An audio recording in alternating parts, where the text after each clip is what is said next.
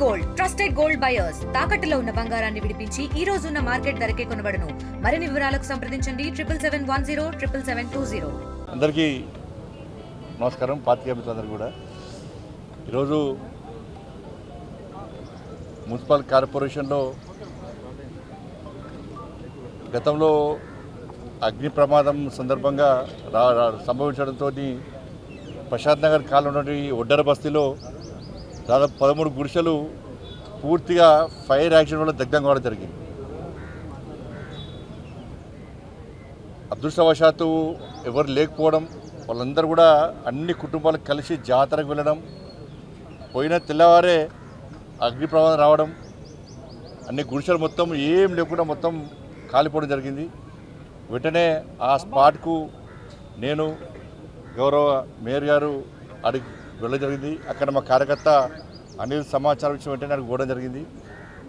వాళ్ళు వెంటనే రప్పించి తాత్కాలిక ఏర్పాట్లు చేసి వాళ్ళ గుడిసెల కోసం అన్ని రకాల సాయం చేసి వాళ్ళకి షెల్టర్ ఏర్పాటు చేసి వాళ్ళకి గ్రాసరీస్ ఇచ్చి దాదాపు వారం 10 రోజుల పాటు వాళ్ళను అన్ని రకాలు ఆదుకోవడం జరిగింది. ఆ రోజు వాళ్ళు కోరిన మీదట వెల్డింగ్ మిషన్ అన్ని కాలిపోయిన తర్వాత మా పుట్ట గడవడమే వెల్డింగ్ మిషన్తో మళ్ళీ తిరిగి కొనుక్కోలేని స్థితిలో ఉన్నామని చెప్పిన తర్వాత వాళ్ళ ఎంపీ నిధుల నుంచి వాళ్ళకు 13 కుటుంబాలకు వెల్డింగ్ మిషన్స్ కూడా డ్రిల్లింగ్ మిషన్స్ కూడా ఇవ్వడం జరిగింది.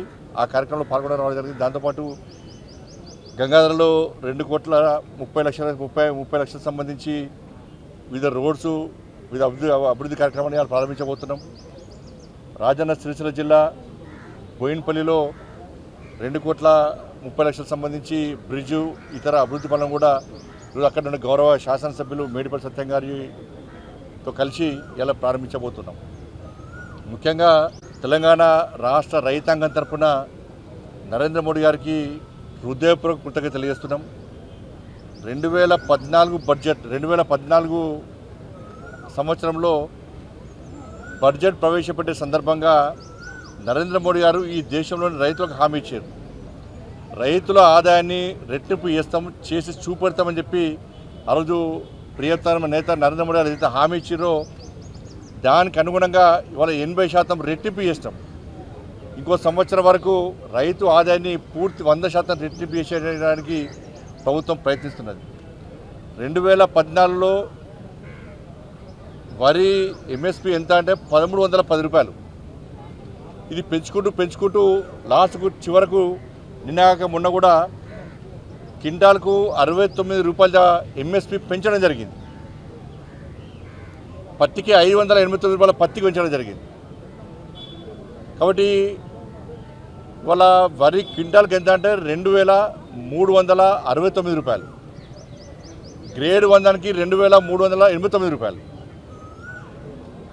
1,310 నుంచి 2,600 తీసుకొస్తామంటే 800 తీసుకొచ్చిన అర్థం చేసుకోండి. వాళ్ళ 80% రెట్టింపు మనం చేస్తాం. కాబట్టి రైతు ఆదాయాన్ని రెట్టింపు చేయడానికి ప్రభుత్వం కృషి చేస్తున్నది. వాళ్ళ అన్ని రకాల సబ్సిడీ యూరియా ధరలు మార్కెట్ ధరలో పెరిగినప్పుడు కూడా రైతులకు ఇబ్బంది కాకుండా ఆ సబ్సిడీలో యూరియా ఇస్తూ ఆ భారాన్ని కేంద్ర ప్రభుత్వమే మోస్తూ ఉన్నది. పూర్తి సబ్సిడీ ద్వారా యూరియా ఇచ్చే ప్రయత్నం ఇస్తున్నాం కూడా. వాళ్ళ 10 సంవత్సరాల కాల వ్యవధిలో తెలంగాణ రాష్ట్రంలో ధాన్యం కొనుగోలు కోసం 2,30,000 కోట్ల రూపాయలను ఈ తెలంగాణ రాష్ట్రానికి నరేంద్ర మోడీ గారి ప్రభుత్వం ఖర్చు చేసింది. 2,30,000 కోట్ల రూపాయలను ధాన్యం కొనుగోలు కోసం ఖర్చు పెట్టడం జరిగింది. పండించిన ప్రతి గింజ కొంటున్నాం. ఇవాళ కేంద్ర ప్రభుత్వం కొంటా ఉంటుంది. అన్ని ఖర్చు కూడా కేంద్ర ప్రభుత్వం భరిస్తున్నది. ఇట్లా అన్ని రకాలుగా రైతాంగాన్ని ఆదుకుని ప్రయత్నిస్తున్నాం. కాబట్టి వరితో పాటు 14 పంటలకు ఎంఎస్పీని పెంచినటువంటి నరేంద్ర మోడీ గారికి ఈ సందర్భంగా హృదయపూర్వక ధన్యవాదాలు తెలియజేస్తున్నాం. రాబోయే రోజుల్లో ఇంకా రైతుల విషయంలో ఆదుకునే ప్రయత్నం చేస్తాం. కేంద్ర ప్రభుత్వం చేయాల్సింది అంతా చేస్తూనే ఉన్నది. కానీ దురదృష్టవశాత్తు ఈ రాష్ట్రంలో ఉన్న ప్రభుత్వం మాత్రం ఇచ్చిన హామీలన్నీ వదిలేస్తున్నది. 100 రోజుల్లో హామీలు నెరవేరుస్తామన్న ప్రభుత్వం 18 నెలలు గడుస్తున్నప్పుడు కూడా ఏ ఒక్క హామీని నెరవేర్చిన దాఖలాలు 6 గ్యారెంటీలను అటకెక్కించారు. దాని గురించి చర్చనే లేదు. చర్చ వచ్చినప్పుడల్లా ఇష్యూ డైవర్ట్ చేస్తున్నారు, ప్రజల దృష్టి మళ్లించే ప్రయత్నం చేస్తున్నారు. వాళ్ళ వర్షాలు పడ్డాయి, కనీసం ధాన్యాన్ని కొనుగోలు చేసేటువంటి కెపాసిటీ లేని ప్రభుత్వం, సత్తా లేని ప్రభుత్వం ఇది. ఇప్పటికీ చాలా ప్రాంతాల్లో ధాన్యం రోడ్ల మీద ఉన్నది, వర్షం పడ్డప్పుడల్లా తరుస్తున్నది, రైతులు హరిగోసపడుతున్నారు. నష్టపోయిన రైతులను ఆదుకునే ప్రయత్నం చేస్తలేదు. మేము గతంలో డిమాండ్ చేసినాం, తడిసిన ధాన్యాన్ని కూడా కొనాల్సిన బాధ్యత రాష్ట్ర ప్రభుత్వం మీద ఉంది. రాష్ట్ర ప్రభుత్వం నిర్లక్ష్యం వల్లనే ఇలా కొనుగోలు సరిగా జరగలేకపోయినాయి. దానికి బాధ్యత రాష్ట్ర ప్రభుత్వమే వహించాలి. గతంలో కేసీఆర్ గారు గిట్టిన వచ్చినప్పుడల్లా నేను 10,000 రూపాయలు ఇస్తాను నష్టపోయిన వాళ్ళకి అని చెప్పారు, లాభత్త లేకుండా పోయి ఇదే ఫామ్ హౌస్ పరిమితమైంది. ఈ ప్రభుత్వం కూడా అదే పందాన్ని కొనసాగిస్తున్నది. ఇలా 3.5 ఎకరాల లోపు వాళ్ళు మాత్రమే రైతు భరోసా ఇస్తారట. అంటే మీతో ఏం పాపం చేశారు? మీరు ఎన్నికలప్పుడు హామీ ఏమి ఇచ్చారు? రైతు భరోసా ఇస్తున్నారు, రైతు కుళ్ళకు పైసలు ఇస్తున్నారు, బోనస్ ఒక్క సన్నబడ్డకి ఇస్తాను, మీరు సన్నబియ్యానికి ఇస్తాను, బోనస్ ఇస్తున్నారు. మీరు ఇప్పుడు ఏం చేశారు? మొత్తం తగ్గించుకుంటూ ఏదో నామమాత్రంగా ఒకరితో కొంతమందికి లాభం చేసి మేము మొత్తం 6 గంటలు అమలు చేస్తామని చెప్పుకునే ప్రయత్నం ఇలా రాష్ట్ర ప్రభుత్వం చేస్తున్నది. ఇలా 2,500 రూపాయలు మహిళలకు ఇస్తున్నారు, అది పోయింది. 40,000 రూపాయలు ఇవ్వాలి ఒక్కొక్క మహిళలకు, అడగాలి, మహిళలందరూ అడగాలి. ఇవ్వాలి 4,000 రూపాయలు నిరుద్యోగులు ఇస్తున్నారు, అటే పోయింది. 2,000 రూపాయలు ఆసరా పెన్షన్ 4,000 ఇస్తున్నారు, అవి అటే పోయినాయి. రైతుకు 12,000 రూపాయలు ఇస్తున్నారు, అది పోయింది. రైతు భరోసా అది పోయింది. అన్నీ పోయినాయి, అన్ని గాలి కొల్లేసిరు. వట్టి మాటలతో టైంపాస్, 18 నెలల నుంచి ఇవే టైంపాస్. 6 గ్యారంటీల చర్చ వచ్చిందంటే మళ్ళీ ఆ ఇష్యూని డైవర్ట్ చేసి కథం. కాబట్టి ఇలా అన్ని విషయంలో ప్రజలు ఆలోచిస్తున్నారు. కాబట్టి ప్రభుత్వం 6 గ్యారంటీల మీద దృష్టి పెట్టండి. మీరా ఎట్లా ఎవరిని అరెస్ట్ చేయరు, దానిలో ఇక నమ్మకం ఏంది? మీ మీద కాంగ్రెస్ పార్టీ నమ్మకం ఎప్పుడో వీకింది. ఎందుకంటే ఫోన్ ట్యాపింగ్ కేసు అన్నారు, అటే వీకింది. విద్యుత్ కొనుగోళ్ల కేసు అన్నారు, అటే పోయింది. కాళేశ్వరం అన్నారు, నిన్న నోటీస్ ఇచ్చారు, ఏం చేస్తారో తెలియదు. ఫార్ములా ఈ కేసు అన్నారు, సుప్రీంకోర్టు ఇచ్చిన ఇంతవరకు ఏం కేసు దాని అడ్రస్ లాభత్త లేకుండా పోయింది. డ్రగ్స్ కేసు అన్నారు, అది పోయింది. ఏం కేసులో మీతో ఏం కాదు కూడా. ఇక కాంగ్రెస్ పార్టీతో ఏం కాదు, మీ అన్ని వట్టి మాటలే.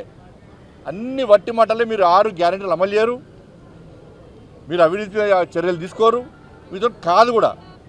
అట్టే చేసేటోడికి ఇలాంటి వివరిస్తున్నారు మీరందరూ కూడా. కానీ ప్రజలకు కాంగ్రెస్ పార్టీ ప్రభుత్వం మీద నమ్మకం, విశ్వాసం పోయింది. వీళ్ళు ఏమీ చేయలేని చేతనావస్థలో ఉన్నారన్న విషయాన్ని ప్రజలకు అర్థమైపోయింది. మూటలు తీసుకుపోయి ఆ కప్పం ఢిల్లీకి కప్పం అప్పయ్యపడదు తప్ప వీళ్ళు చేసేది ఏం లేదు. కాబట్టి ఈ విషయంలో ప్రజలు అప్రమత్తంగా ఉన్నారు. కాంగ్రెస్ పార్టీ నాయకులు నిలదీయడానికి సిద్ధంగా ఉన్నారు.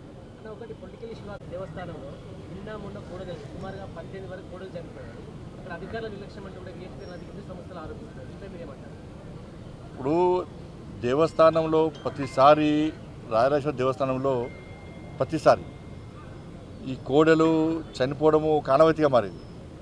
దానికి వెంటనే దేవస్థాన అధికారులు ఏ అట్లా కాలేదని చెప్పంటారు. కాబట్టి నేను ఇలా వెంటనే ఈవో గారితో మాట్లాడతా. తప్పకుండా ఆ గోవులను రక్షించాల్సిన బాధ్యత వేములవాడ రాయలసీమ దేవస్థానం మీద ఉన్నది. పైసలు తక్కువ మీరు గోవులను రక్షించకుంటే ఇక భక్తులకు ఏం సౌకర్యం కల్పిస్తారు? గోవులను రక్షించకుంటే ఏం తక్కువైంది? గతంలో కేసీఆర్ గారు వేసారు, రాయలసీమ దేవస్థానం పైసలు తీసుకుపోయి వేరే కాడ పెట్టాడు.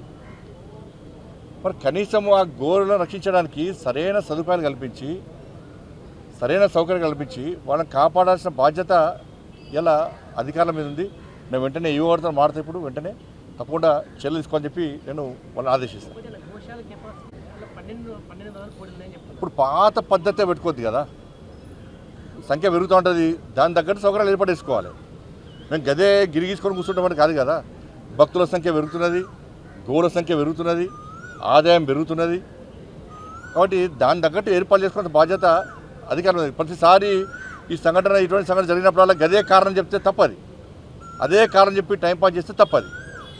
కాబట్టి నేను అధికారులతో వెంటనే మాట్లాడే ప్రయత్నం చేస్తాను. రేవంత్ రెడ్డి గారి యొక్క వ్యాఖ్యలు దేశద్రోహ వ్యాఖ్యలు అవి. ఇది పాకిస్తాన్ ఉగ్రవాదులను పెంచి పోషించే విధంగా ఉంది. ఇది భారత సైన్యం యొక్క ఆత్మవిశ్వాసాన్ని, ఆత్మస్థైర్యాన్ని దెబ్బతీసే విధంగా ఉంది. ఆడ పోయి యుద్ధం చేసింది నరేంద్ర మోడీ గారు రఫేల్ వేయలే, భారత సైనికులు చేశారు. భారత సైన్యం మీద మీకు నమ్మకం విశ్వాసం లేదా? ఆర్మీ చీఫ్ మీద మీకు నమ్మకం విశ్వాసం లేదా? ఎవరి మీద విశ్వాసం లేదు మీకు? ఇందిరాగాంధీ అంటున్నారు. అరే 2016లో ఉరిలో నరేంద్ర మోడీ ప్రభుత్వం వచ్చినాక 2016లో వాళ్ళు ఒక్కసారి దాడి చేస్తే చోరబడి ప్రతి దాడి చేసిన ప్రభుత్వం నరేంద్ర మోడీ ప్రభుత్వం. 2019లో 40 మంది భారత సైన్యాన్ని ఆత్మాహుతి దాడి చేస్తే పుల్వామాలో వెంటనే పాకిస్తాన్లో చోరబడి సర్జికల్ స్ట్రైక్ చేసిన ప్రభుత్వం నరేంద్ర మోడీ ప్రభుత్వం. ఇవాళ అమెరికా లాంటి దేశము ట్విన్ టవర్స్ మీద Osama bin Laden twin towers బద్దలు చేస్తే ధ్వంసం చేస్తే 3000 మంది చచ్చిపోయారు, 6000 మంది గాయాల పాలయ్యారు. కానీ అగ్రరాజ్యం అని చెప్పుకునే అమెరికాకు ఒసామా బిన్ లాడెన్ను మట్టుపెట్టడానికి 11 సంవత్సరాలు పట్టింది. 11 సంవత్సరాలు అగ్రరాజ్యానికి. కానీ పెహల్గాం సంఘటన జరిగిన 15 రోజుల పాట 9 ఉగ్రవాద శిబిరాలను ధ్వంసం చేసినటువంటి సైన్యం భారత సైన్యం. అటువంటి ప్రభుత్వం నరేంద్ర మోడీ ప్రభుత్వం. 11 డిఫెన్స్ బేస్లను ధ్వంసం చేసిన ప్రభుత్వం నరేంద్ర మోడీ ప్రభుత్వం. 100 మంది ఉగ్రవాదులను మట్టుపెట్టే ప్రభుత్వం నరేంద్ర మోడీ ప్రభుత్వం. సామాన్య ప్రజలకు ఇబ్బంది కావద్దని కోరుకున్నాం. అదే పదం కొనసాగిస్తున్నాం. ఇప్పుడు యుద్ధం అయిపోయిందా? అయిపోయింది. ఎవరు అన్నారు? సాక్షాత్ ప్రధానమంత్రి గారు ఇప్పుడు యుద్ధం అయిపోలే. ఉగ్రవాదం అంతరించే వరకు పాకిస్తాన్ ఉగ్రవాదులను వాళ్ళ దేశం నుంచి పెంచి పోషించకుండా ఉండేంత వరకు ఈ యుద్ధం నిరంతరం కొనసాగుతూ ఉంటుంది. ఆపరేషన్ సింధూర్ ఆగిపోలేదని చెప్పి సాక్షాత్ ప్రధానమంత్రి గారు చెప్పారు. కానీ ఇటువంటి పరిస్థితుల్లో మొన్నటిదానికన్నా జెండా పట్టుకొని అంటారు, మోడీ గారు సహకరించడము, ప్రభుత్వాన్ని సహకరించమంటారు. మరి ఈ కామెంట్స్ ఏంది ఇవాళ? ఫక్తు కాంగ్రెస్ పార్టీకి ఎప్పుడు కూడా దేశానికి వ్యతిరేకంగా మాట్లాడమే ఒక ఫ్యాషన్గా మారింది కాంగ్రెస్ పార్టీకి. ఇందిరాగాంధీ అంటారు. ఇందిరాగాంధీ హయాంలో పీఓకేను ఎందుకు స్వాధీనం చేసుకోలేకపోయింది కాంగ్రెస్ పార్టీ ప్రభుత్వం అప్పుడు? ఇలా పీఓకే వల్లనే కదా కశ్మీర్ అలా అతలకుతలమైంది. ఇవాళ కశ్మీర్ పండితులు హతమర్చింది పీఓకే వల్లనే కదా. ఏక్ దేశ్ మే దో ప్రధాన్, ఏక్ దేశ్ మే దో విధాన్, ఏక్ దేశ్ మే దో నిషాన్. దీని కారకులు ఎవరు? కాంగ్రెస్ పార్టీ ప్రభుత్వమే. ప్రజలు నవ్వుకున్నారు. అరే ఒక్క దేశంలో 2 ప్రధానులు ఏంది, ఒక్క దేశంలో 2 రాజ్యాంగాలు ఏంది, ఒక్క దేశంలో 2 జెండాలు ఎగరడం ఏంది? దీని కారకులు ఎవరు? కాంగ్రెస్ పార్టీ. దీనికి రాష్ట్ర ముఖ్యమంత్రిగా సమాధానం చెప్పాలి.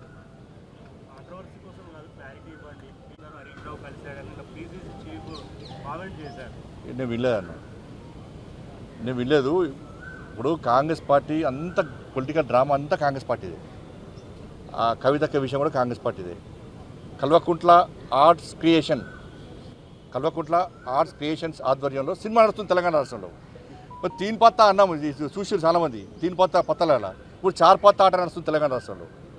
కల్వకుంట్ల ఆర్ట్స్ క్రియేషన్ ఆధ్వర్యంలో 4 పత్తా ఆట నడుస్తుంది. హరీష్ రావు గారు, కవిత గారు, కేటీఆర్ గారు, సంతోష్ రావు గారు 4 పత్తా ఆట నడుస్తున్నది. దీనిలో కేసీఆర్ గారి తీసుకొని జోకర్ ప్లేస్లో పెట్టారు. దీంతో ఏమైనా ఇప్పుడు ఈ చర్చతోని, ఈ కవితక చర్చనో దీంతో తెలంగాణ రాష్ట్ర లాభం జరుగుతుందా అని చెప్పండి. ఇదో సమస్య అనేది తెలంగాణ రాష్ట్ర ప్రజలు తెలంగాణ రాష్ట్రంలో మీడియాలో డిబేట్ పెట్టి చర్చించే సమస్య అనేది చెప్పండి. ఇంకా ఆరోగ్యాల గురించి చర్చ జరగాలి గీ లెటర్లు చిట్ చాట్ల పేరుతోని. ఇదేం పద్ధతి? ఇవాళ బీఆర్ఎస్ పార్టీని మీరు గతంలో మీరు అబ్జర్వ్ చేయండి.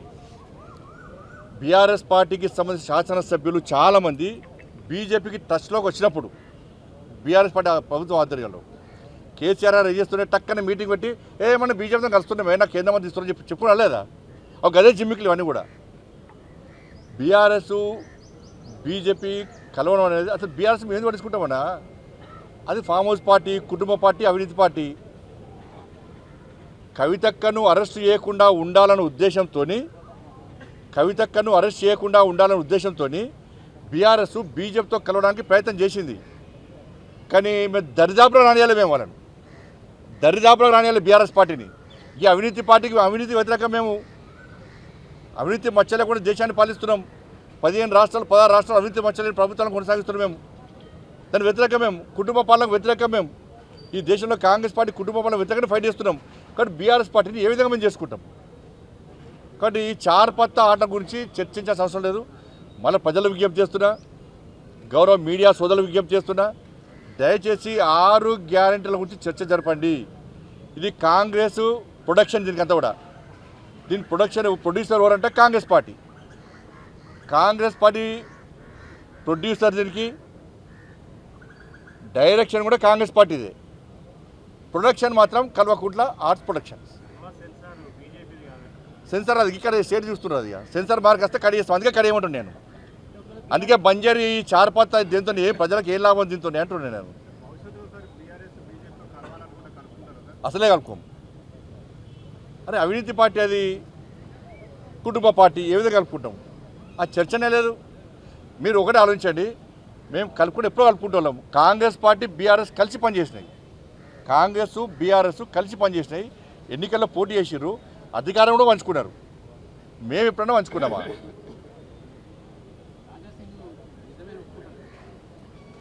రాజశేఖర్ అడగని పోయాను. బీఆర్ఎస్ను దగ్గరీసే ప్రసక్తి లేదు. మరి చెప్తున్నా, అవినీతి కుటుంబ పార్టీలకు ఎప్పుడు మీకు దూరం. ధన్యవాదాలన్న.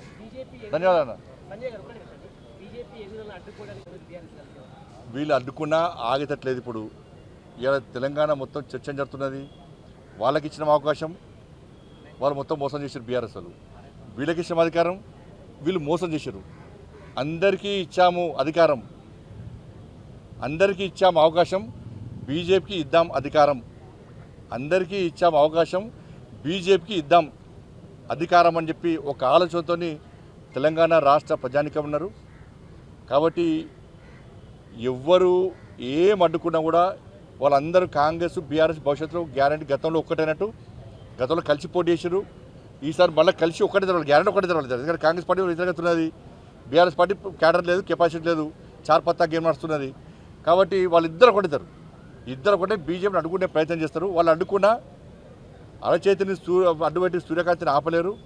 తెలంగాణ రాష్ట్రంలో భారతీయ జనతా పార్టీ అధికారం రావడానికి కూడా అడ్డుకోలేరు. ధన్యవాదాలు. ఇండియా పాకిస్తాన్ తాజా అప్డేట్స్ కోసం డౌన్లోడ్ చేసుకోండి RTV లైవ్ యాప్.